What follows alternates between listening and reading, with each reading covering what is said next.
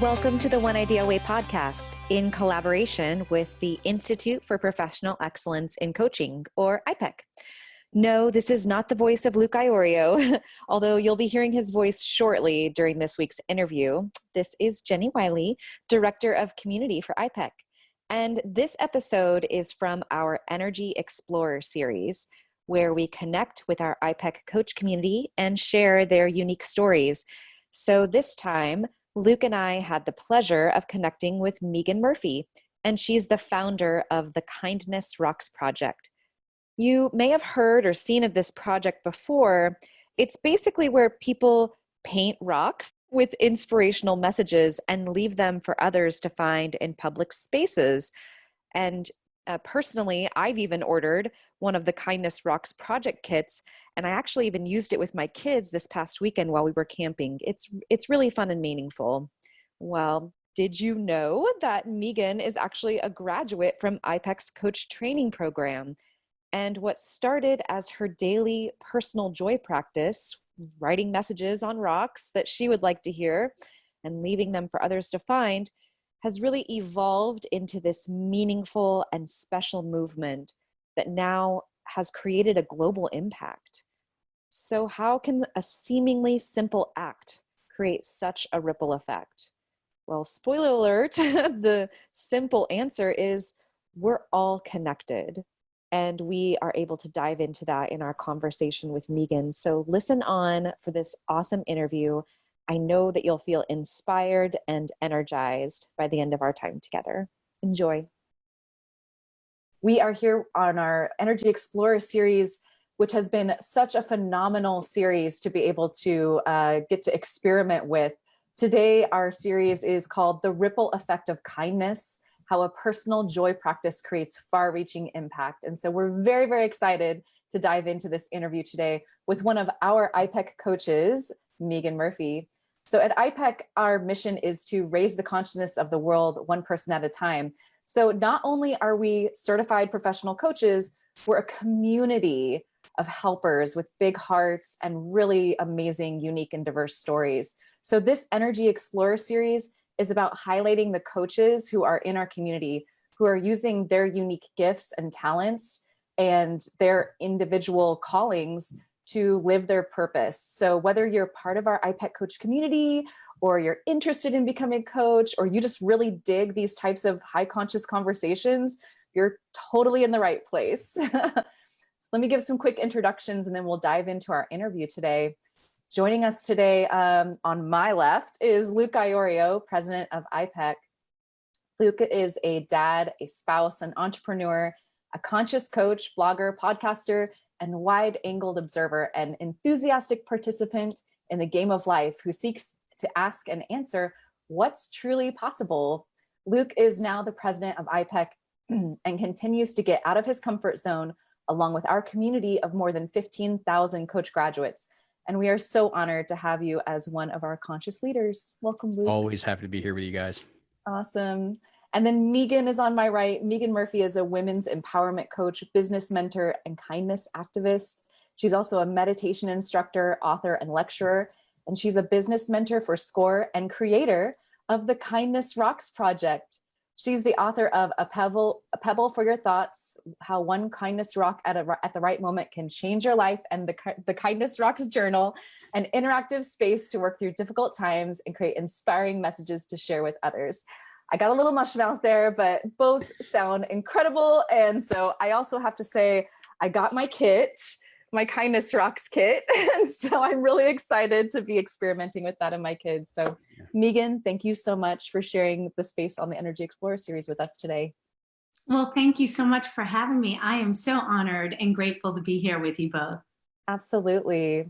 Megan, when we were preparing for our interview time together, it was really special to be able to share with you, what it was that you were experiencing before you came to iPEC. We were talking with you about how you didn't actually come from like a traditional type of mindset. I'm doing air quotes of, becoming like a certified coach. And so I'm curious if you'd be willing to share what was going on for you before you came to iPEC and, began this journey for yourself. Yeah, absolutely. So that's spot on. I did not even know what a life coach was. And I was going through just a transitional moment in my life. I had built a business for 15 years and realized that I had no longer found joy in that business, but fear was keeping me in it because I had, spent all this time and energy in creating it. And yet, the financial success behind that business, it was not worth, a loss of happiness or personal joy. And so I found myself in this really introspective predicament, I would say. And I gave up that business because I wanted to be happier. I did not know at that time what happiness was, what it would be for me. It's different for all of us. And a good friend of mine was going to iPEC, and she said, "Hey, you want to become a life coach with me?" And I said, "I don't even know what that is, but." And so I went with her, and I was so intrigued. And in that first meeting, I thought, if I never coach one person, if I can learn these tools to help myself, then this is all worth it. So that's how I became an iPEC coach. I love it. That's exciting. Megan, I was just wondering, could you say a little bit more? Because you just painted a scenario to me that is something we run across all the time. It's a constant conversation, actually, that I'm having, especially right now, of the idea that whatever path we've chosen, whether it's our own business or career, the joy runs out. And yet there's this fear of leaving that path behind. And that seems to be a major challenging point right now for a lot of people, where they may want to do something much different than they are. But how did you embrace that? Like, how did you ultimately face saying, you know what, I am going to jump into not even knowing what's next, but I'm not going to prioritize money over happiness any further? How did you approach that? Yeah, so I approached it probably much like most of us do as human beings. I got consumed with the fear, right? I mean, to be honest, I'm just going to be Absolutely. very honest. So I got consumed with that fear. And what I realized, Luke, was that this fear was overtaking my life, and it was also changing the person who I was. And so I started to realize that every day that I looked in the mirror, I didn't really recognize myself, not physically, but the essence of who I was. I felt as if I wasn't being a great mother. I wasn't being a great wife or friend or, boss. I was really just unhappy. And so when I realized that, this was getting worse. I was having this reaction, and that change needed to happen. Some people call it like a proverbial rock bottom, where you just no longer can live a certain way because there's just something inside of you that is calling you to overcome that fear. And even though you don't know, just like take that risk, because anything would be better than feeling the way I did. And so that's for me what it was. And I think as coaches now, I know personally as a coach, I try and help people before they get to that spot, because, it's really difficult when you to go through that process that deep, So in any event, that was my own personal journey. I appreciate that, because it is something, and I mean, we've talked about it in different shows in the past. I appreciate it. I've been through some of that as well, of hitting some of that bottom. But what we're highlighting and what you're also expressing is just that we come to a point where we no longer feel like we're aligned to who we really truly are, or how it is that we want to be in the world. And facing that and needing to say goodbye on what has been a pretty, maybe even comfortable situation, is very difficult, which is why we then kind of navigate ourselves into such pain and discomfort, and we don't want to make the change. Right? We're holding on as much as we can, hoping somehow it's going to get better. And that's sort of one of the things to invite everybody listening today, is to look around and to pay attention to what are some of the signs that are either telling you you're on a path that's deeply aligned, which is awesome, or what are the signs that you may not be aligned and that you're not really truly heading to where you would like to be. And then starting to get into some of the conversation I think we're going to have today, so that maybe hopefully you don't have to hit that proverbial rock bottom. Yeah, absolutely. And I want to get more into the actual project, the Kindness Rocks project, but I wanted to touch base on your definition of success. and what you were noticing about that, that past version of yourself, and how you defined that success, and what you feel like you were moving towards more, maybe even letting go of a little bit from the past. Yeah. So interestingly enough, I think instinctually I knew that the path was towards joy, right? Like that's just pure joy and happiness was really what I was trying to attain. And the external validation, whether it be financial or perceived by others, really wasn't serving me. And so it wasn't really until after, when I took the iPEC coaching program, that I started to really understand all of this. Like, oh, I get it. That's really not serving me. It's me serving others. Not in the way that I'll talk about the Kindness Rocks project in a bit, but more of, how am I showing up for others the way that I want to be perceived, that's not bringing me personal joy, right? And when you're in the coach program, you learn all about that, like the judgments and assumptions and all of that comes up for us. And so those ahas kind of happened when I was in coach training, and I realized that like true joy for me was me taking care of me. Yeah. And really what mattered to me. And we're all individuals. And so we each have a different recipe that makes us up of things that bring us joy. And so, I think we're ingrained as children to achieve and to, maybe we're good at something when we're young, and people try and steer us in that direction because they're like, well, you're good at this. And no, you really enjoy that. And I think sometimes we kind of, we're either too young or we don't give it much thought. And we're like, okay, I'll go do that, because we haven't taken the time to really like go within and ask ourselves these important questions. So for me, success changed from external validation, whether that be financial, just to inner peace and joy. Yeah. And it sounds like that was being reflected in kind of the origin story that you shared with us for the Kindness Rocks project. Tell us a little bit more about that personal joy practice that you were experiencing before you came across this project, or accepted this project as your mission.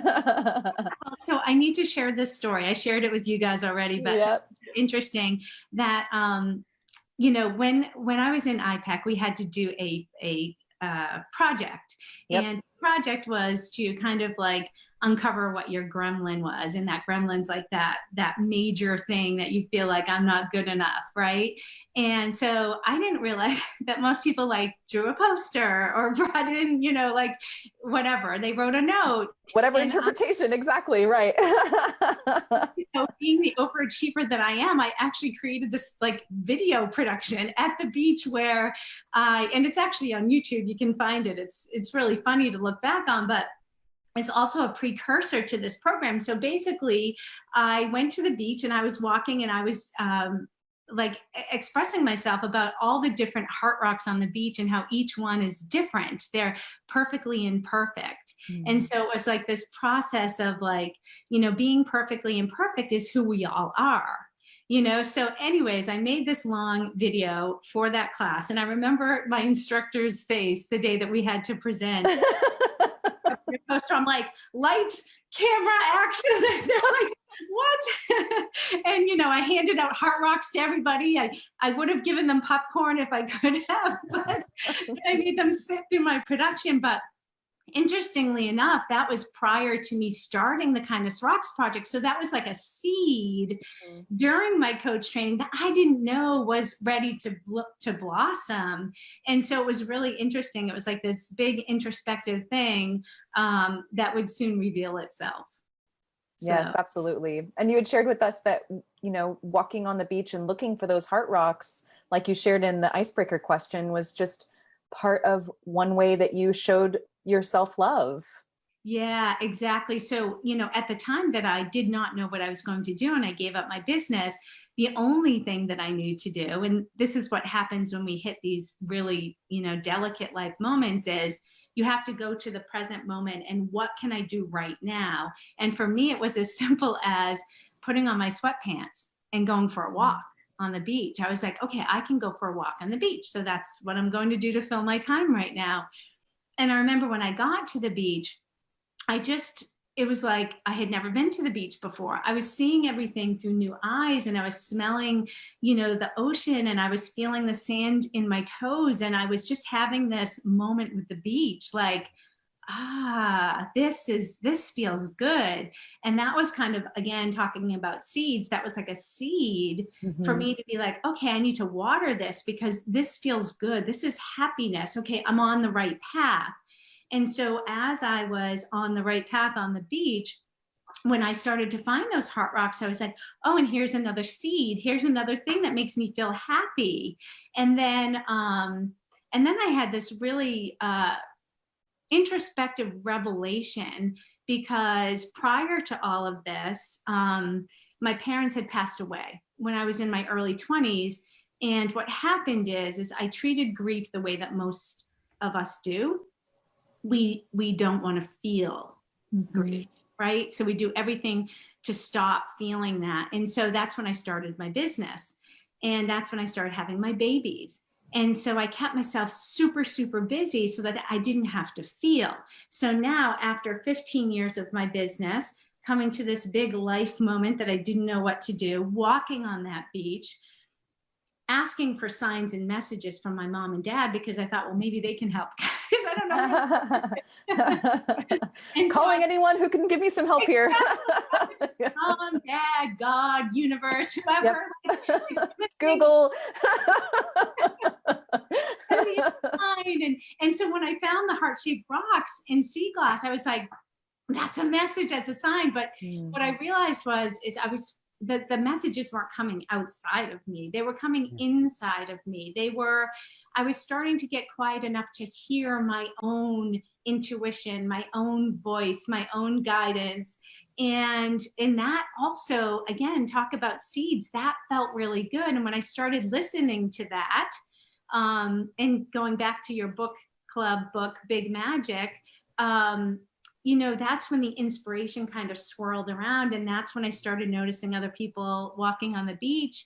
And I thought, well, maybe I could leave a message for them, and it would be like my heart-shaped rock, and it would make them feel good. And maybe it would make them realize that something's going on within, instead of looking outside of them for validation or for things. Maybe they could too go within because they found a message on a rock. Yeah. And then that one day that you walked out with a Sharpie in your pocket. And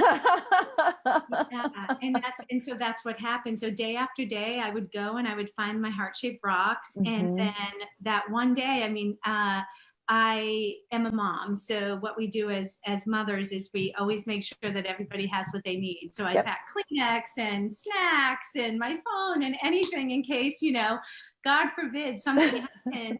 And so I pulled out of my pocket one day a Sharpie, and I was like, oh my gosh, and this beach that I walk on has millions of rocks. It's called Sandy Neck Beach, but it should be called Rocky Neck. It's got millions of rocks, and my walk is 1.5 miles. So it's a beach filled with rocks, and I only chose 5 rocks. And I wrote 5 messages with my Sharpie, and I kind of dropped them secretly so that nobody could see me.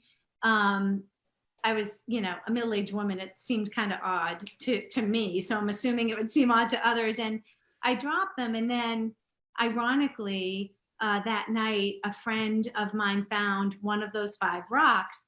And this is also divine intervention, I feel. It was that very same friend that brought me to iPEC. My friend Pam, and I think she's watching today. So Pam Mulhern, Pam found one of those rocks, and she messaged me and said, did you leave this rock on the beach today? And I said, no, because she's never going to be friends with me anymore because that's weird.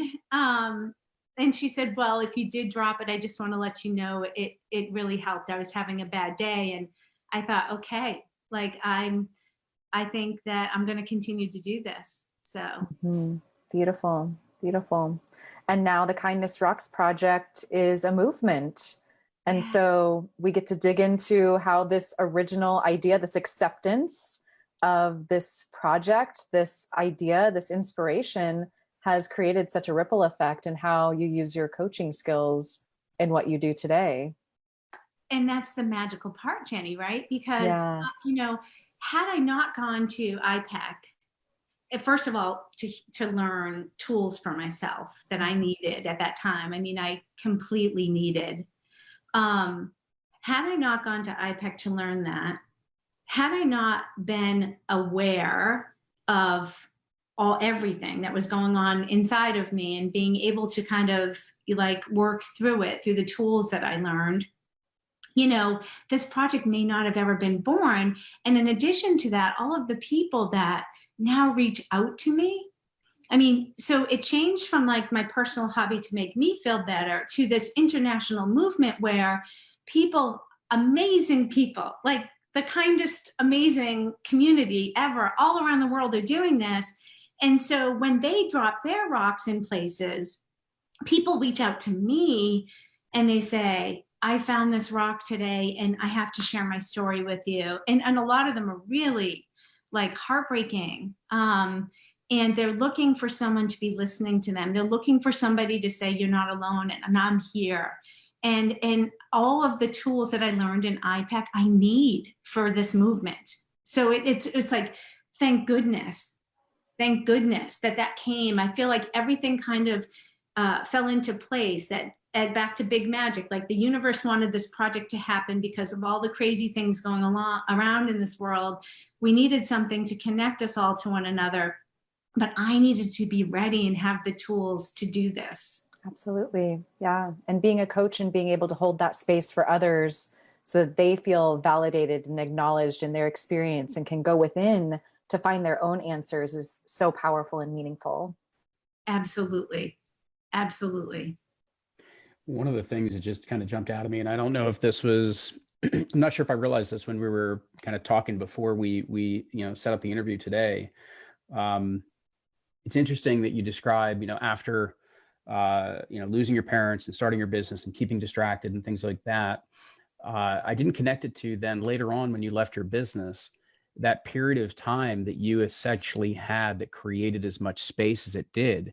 And while that may not have been what, we would typically maybe think of as a grieving process, but by creating that type of space and allowing yourself to just be at that period of time, you coincide that then with the desire to become more present. Like, what was it that you could go out and do that you were able to soak up the present moment, being out on the beach and taking in the weather and the wind and the water and seeing the stones. And then that allowed you to turn inward. And the reason why I just wanted to kind of call this out in the way of what's occurring here is that because we bottle up grief, meaning that we not just repress some of those feelings, but that we cut the process short is really what I want to say, is that we stop the process and we don't really allow it to work through us. We never actually clear the space for the next thing to come in. Right. And that's whether you were intending it or not, or easy certainly to look back 2020 hindsight of saying that period of time after your business created that space. And then you had all of these tools of being able to turn more present, to turn more inward, that allowed you to ask these questions, to get to then even just pay attention to what the inner voice and even just the moment was presenting you, is really just a kind of an extraordinary part of the story. And I just didn't want anybody to lose that there actually is a little bit that was going on there process wise, whether we intended it or not. There was a lot that was going on there that others can learn from. Yeah, and thank you for pointing that out and highlighting that, Luke, because what I'm noticing now through the project members is that many people are grieving right now through the pandemic, right? So they're grieving life as it used to be because of all of the uncertainty, and there's a lot of fear. So many of the same feelings that I was having back then about leaving my job, people are just having right now. And it may not be attached to like losing a loved one. It may be, you've lost a job, or your sport, if it's a child, their sporting team, they're not having their senior year season, or whatever it is. I mean, loss comes in so many forms. And I think right now there's a lot of that going on for people. Yeah. I even saw, one or two people pop up on kind of the chat board, some of the questions, because I'm curious even for you to share, is just what are some of the messages that get shared, that you've shared personally on the rocks, as well as what are some of the messages that you've heard about that have resonated so deeply with people that, give us an idea of what's kind of rippling out there right now. Yeah. So when I first started that first day, those 5 rocks were very simple messages like, you've got this, and the answers lie within, and just, simple little uplifting messages that I was very mindful of, and I still am today, what message it is on the rock that could hit people from all different experiences of what they're having, and make them feel supported, and that it was meant for them and uplifting. As the project evolves and as I have evolved, what I know to be true is that whatever I am personally feeling or experiencing, it's really based on, it starts with a thought, and then that thought creates an emotion. And then, so that emotion, there's, a whole process that happens with me. So what I do is that when I sit down every single morning, with my coffee, I write messages on rocks that I would like to find myself, for whatever emotion I have in that moment when I wake up. And so what I've come to understand is that when I do this process, it's a healing and art therapy, because if it's helping me, it's also going to help somebody else. And that's how we form this connection with people that we've never, we may never meet, but we think, okay, this is helping me, it's probably going to help somebody else. So we need to get out of that mindset of, like that inner voice that we all have, that I'm not good enough and no one gets this, and I'm weird, or I'm stupid, or, all these things, these self-judgment thoughts that we have to understand that we're all connected. And so now, that's my process for writing the messages. So for example, like the other day I dropped one where it's like, and this is just how I was feeling personally. I'm like, it may be really difficult right now, and you may be struggling every day, but hang in there. That's all. I mean, it's not a famous quote. It's just like how I was feeling, like, I'd like to find this today. I need this today. So, yeah. I think, again, what you're just highlighting there is very often, I think we're surprised that it's actually the things that are most personal that are also the most universal. Yeah. Right. It's when we connect into just kind of that real deep felt experience of whatever it is that's going on. And exactly as you said, the message that we hope somebody would give to us today. And I love the fact that that's kind of a healing and presence practice that you use in the mornings. But it's those very messages that are just from the heart and truly felt, that they're going to touch people in ways that you just can't even imagine. Yeah. And, it's interesting, because I never planned any of this, right? So when you think about this and where we are today and having this conversation, I mean, this was just like something that happened for me. So back to like allowing your life to kind of evolve and not knowing, right? So we talked about that in the beginning, the fear of the unknown, had all of those things not happen, had I not given up that job, career, my business, and I would not be here today. So there's like, all of these kind of puzzle pieces that come that sometimes, we don't realize there's like a bigger picture, and the puzzle pieces come. So back, the messages that I was dropping on that first day, little did I know that, so the process now, and I talk about this because this is what I know to be true, just to highlight what we have been discussing, is that, someone is walking anywhere and they find a rock with a message on it. This one has a big message. I was like, that's very telling writing. At some point I need to share this with you, because this is anyways. But so they find a rock with a message, and they read the message, and they look around and they think like, who dropped this, right? Like, and then they connect with the message, because often inspiration just hits an emotion within us, whether it's present or something from the past or something that we're hoping for the future. And so we connect with it, whatever's going on personally for us. And then this is where the magic happens, is that after that process, we realize, wait a minute, this was made by another human being. Yeah. And so it's like beyond the message now. It's like, that person wrote this message. I connect with the message. Therefore, there's another human being that connects with me and understands me. I'm not alone. That's the magic behind this project. Yeah. Yeah. And connecting beyond beliefs or the way that our bodies look or the things that we say that may be coming out of fear, really connecting through that kindness. It's so, so meaningful and powerful, and such a simple act.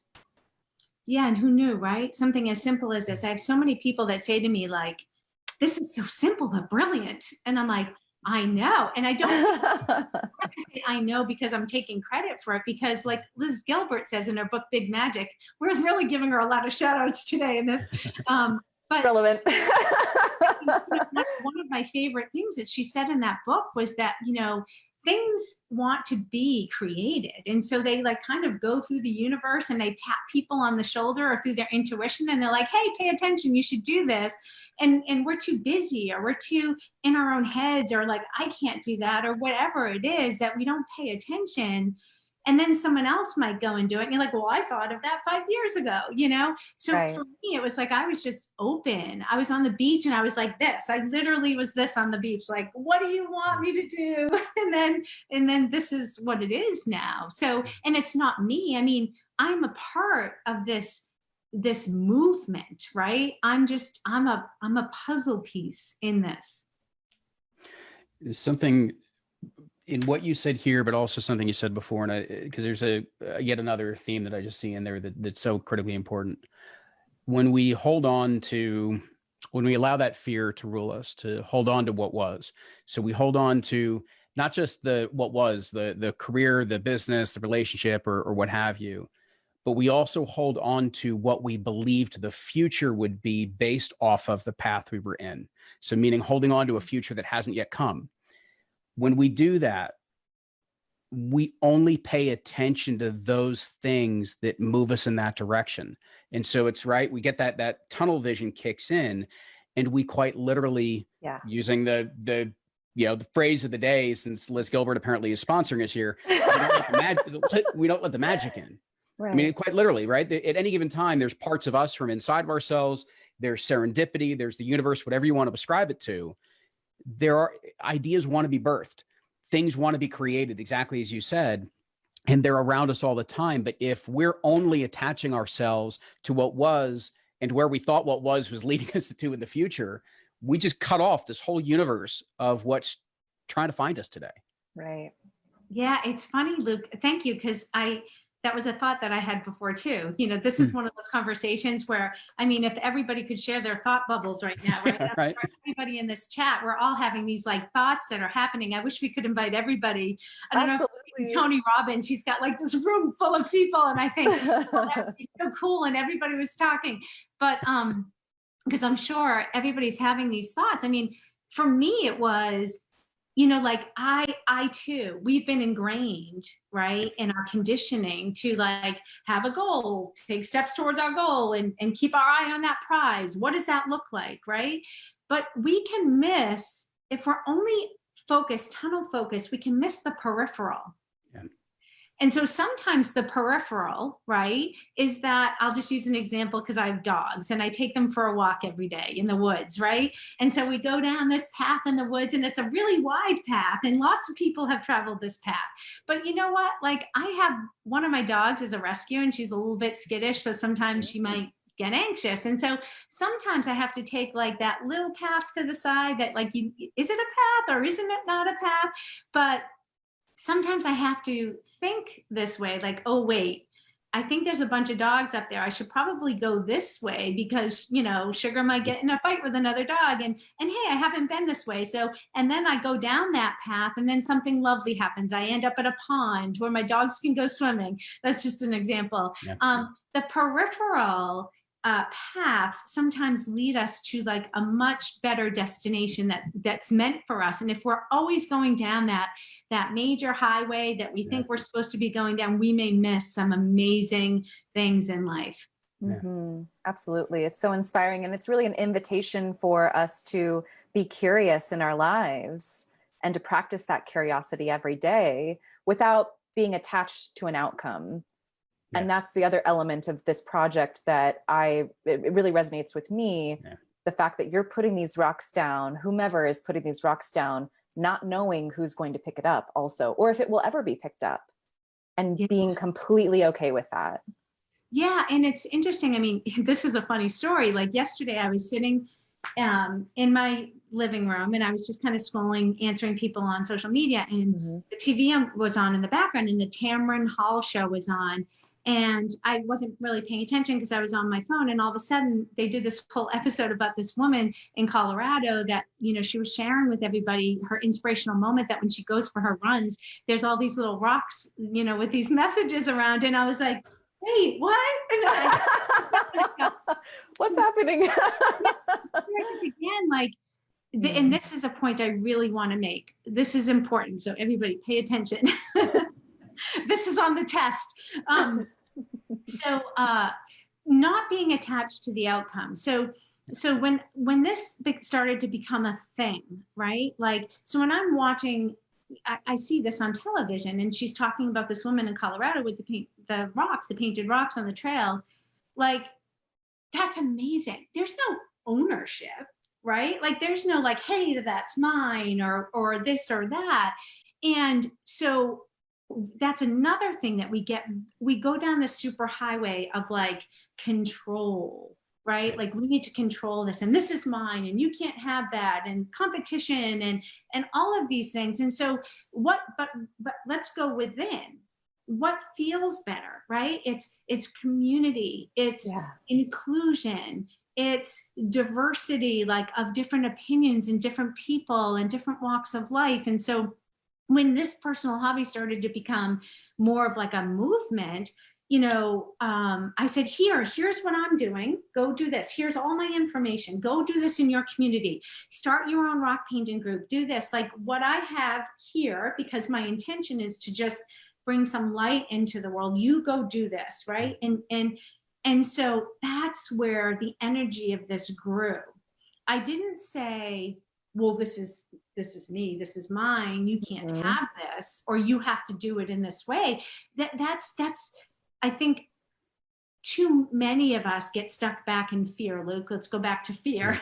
It's because it shows up everywhere, right? It's always with us, right? There's fear everywhere. So if we're in fear of, well, someone's going to knock me off and do this, then like, what are you doing? And so you have to go back to the intention, like, what am I doing?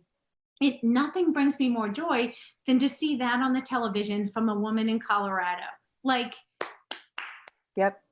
awesome. So many angles to go down. I know.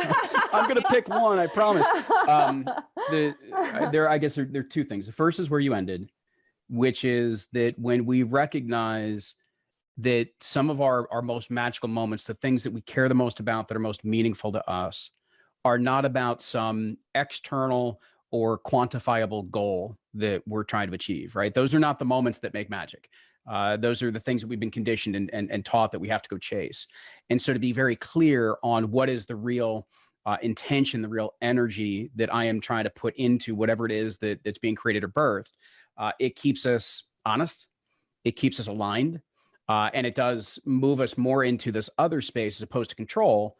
It moves us into this other space of co-creation. Because to me, what you just described is a perfect understanding and illustration of the idea of co-creation. So as opposed to the idea that we create something, then we own it forever and it's our thing, and we're going to keep it and everything else, right? Co-creation is that idea that we move things forward almost like it's a step at a time, and pay attention to what it is that's now entering into the environment, that's entering into the scenario, that can add on to it, that can expand it, that we can play with, that we can partner with. And I don't mean that in formal senses. I just mean it in the playfulness of the way in which we can move forward. And when we seem to do that, that's when, to me, so you describe it as an international movement. It is. Why? Because you didn't plan for it to be. It was meant to be something that was poured out into the world and then allowed to birth further and further and further. And of course, by doing that, you know, not that we need to stroke the ego and whatnot for all of us, but you weren't forgotten in the process. You weren't necessarily kicked aside.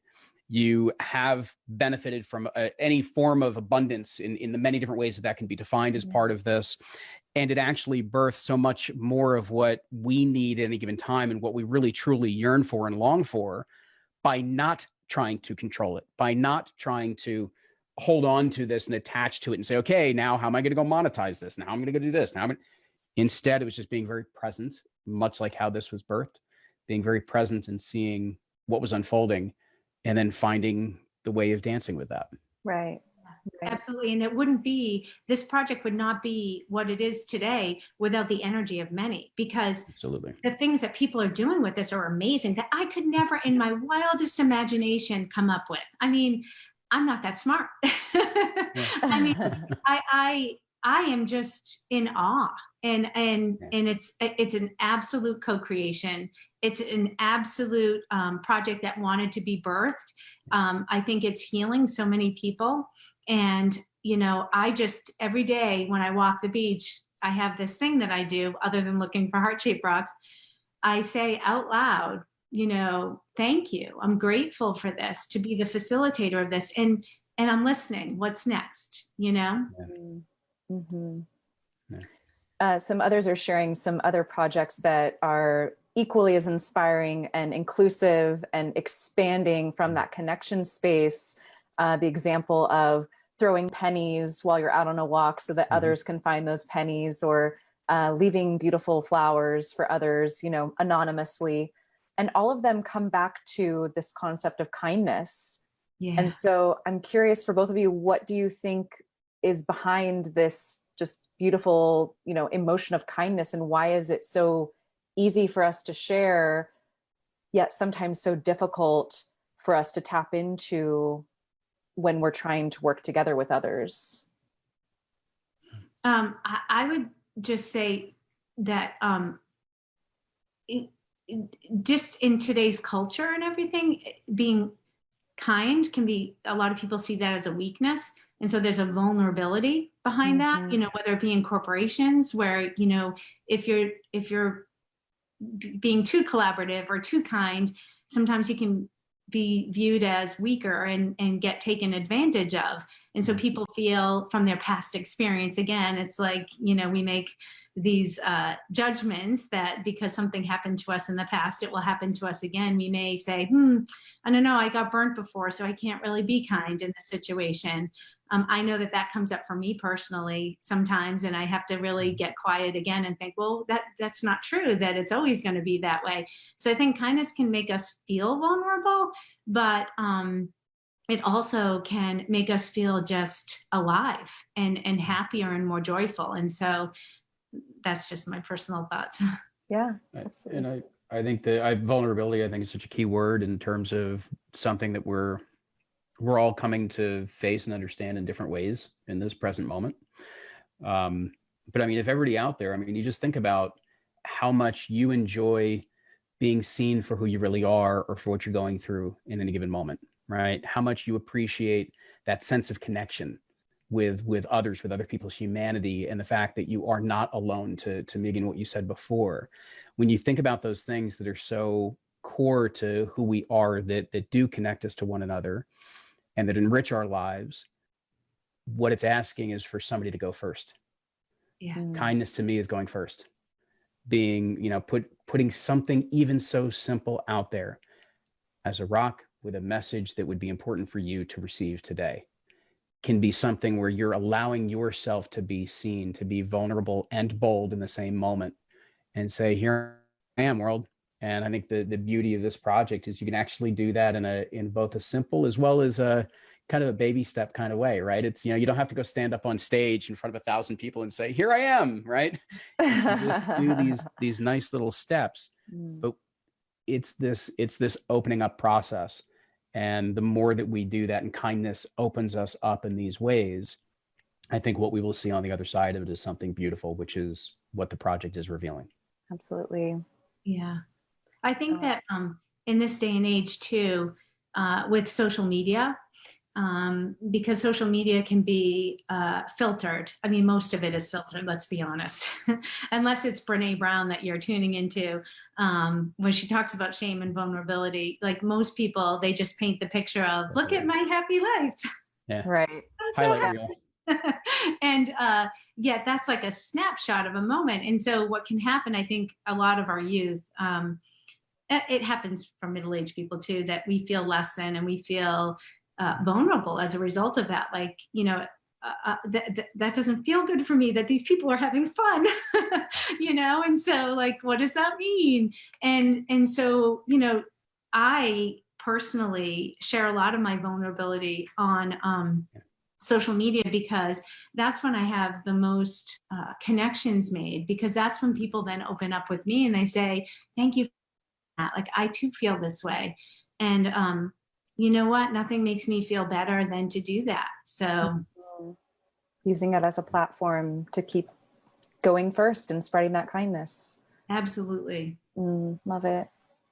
I want to bring it back to coaching as we start to close things up, because some people who might be watching today or watching the replay, maybe they're in their coaching journey or they're thinking about becoming a coach. And one of the things that you shared about us in uncovering your specialty area as a coach, we call it a niche in the coach training program, was not traditional. And so I'd love for you to share what that process was like for you, because I feel like some others might resonate with that, not necessarily the specifics, but the process that you went through of believing in yourself and through that.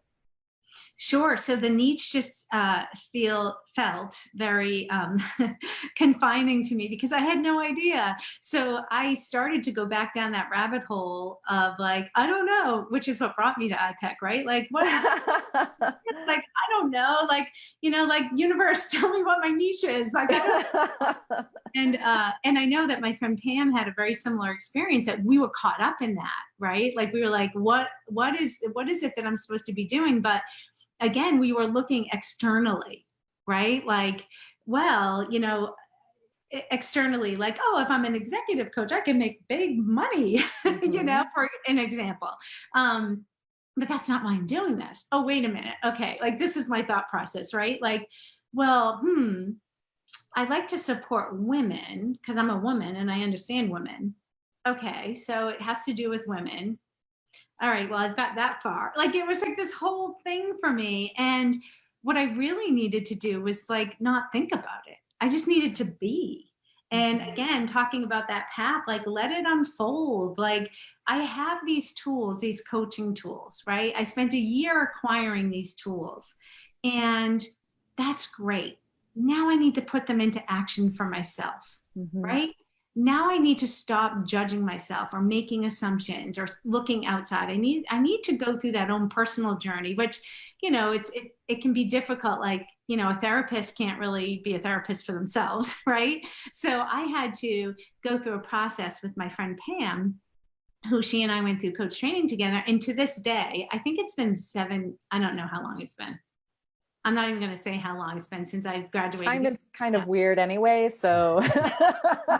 But anyway, so Pam and I have been coaching each other since. We have weekly coaching sessions because we need it, right? Like, we need somebody to reflect that too. So I'm so grateful for Pam's help. And, I think through that process, we've evolved. And it's funny, I shared with you guys that when Pam and I first graduated, we would go to lunch, and I remember at the time we didn't know what a niche was, but we knew that it was weird. I said to her, I see myself standing on big stages, talking to people.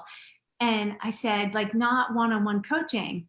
And I said, but it's really weird because, like, I'm terrified to like stand on a stage and talk. Like, I don't even know why I'm saying that. And she said, oh, that's so interesting because I see myself more like small group and one-on-one with women. And I thought, oh, okay. And it came into fruition that we both are where from that original conversation when we were lost, we didn't know what our niche was going to be. Now all of a sudden, like, that's what it is. Right. So, you had that knowing. Yeah, exactly. Beautiful, beautiful, beautiful journey of trust and curiosity and kindness. And we're just so grateful that you were able to be here with us today to share the space together. Yeah. Luke, any final reflections? Can I share this with you guys just because? Yeah. Actually, it'd be great if you want to take a photo of it too, and we'll post it with the replay of everything. But go ahead and share with us. So this, because I want to share this with all of you, because this, sometimes when you might hear a song lyric or you read a book or there's an inspirational quote that just really hits you in a place within that you're like, that's my thing. So this was, it's called The Clown's Prayer. And I learned about it. It was during the death of a comedian, and I can't remember which one, but he carried this on a piece of paper in his wallet. And when I read about it and I saw this, I thought, that's my thing. So it's called the Clown's Prayer, and there is no author to attribute it to, but it says, "As I stumble through this life, help me create more laughter than tears, dispense more happiness than gloom, spread more cheer than despair. Never let me become so indifferent that I will fail to see the wonders in the eyes of a child or the twinkle in the eyes of the aged. Never let me forget that my total effort is to cheer people, make them happy, and forget momentarily all the unpleasantness in their lives. And in my final moment, may I hear you whisper, when you made my people smile, you made me smile." It's really beautiful. So yeah, I can see why you wanted to share that. Thank you, Megan. Thank you. Thank you, Megan. Thank you. Fantastic. Amazing. Well, we're going to be posting some ways to get in touch with Megan and the Kindness Rocks project. We will be available for anyone who has logistical questions. If you are feeling like it's time to become a coach, we have an admissions team who's amazing, who can answer any questions that you might have about your journey. For those of you who are in our iPEC coach community, we hope that you'll can help us continue the conversation in our private Facebook group. And please keep an eye out for future Energy Explorer interviews like this. Pam, I believe, is on the docket, actually, not for next month, but she'll be in one of our upcoming interviews. And we'll be announcing our next featured coach in the near future. So I invite everyone to practice kindness and create your own ripple effect today. Thanks, Megan. Thank you, Luke. Thank you so Thanks, much. Megan. Thanks, Jenny. Okay. Bye, Thanks, everyone. Check out iPEC's coach training program at ipeccoaching.com/OIA. And of course, to find out about all the conversations, events, gatherings, all the things that we've got upcoming, then head on over to oneideaaway.com/community.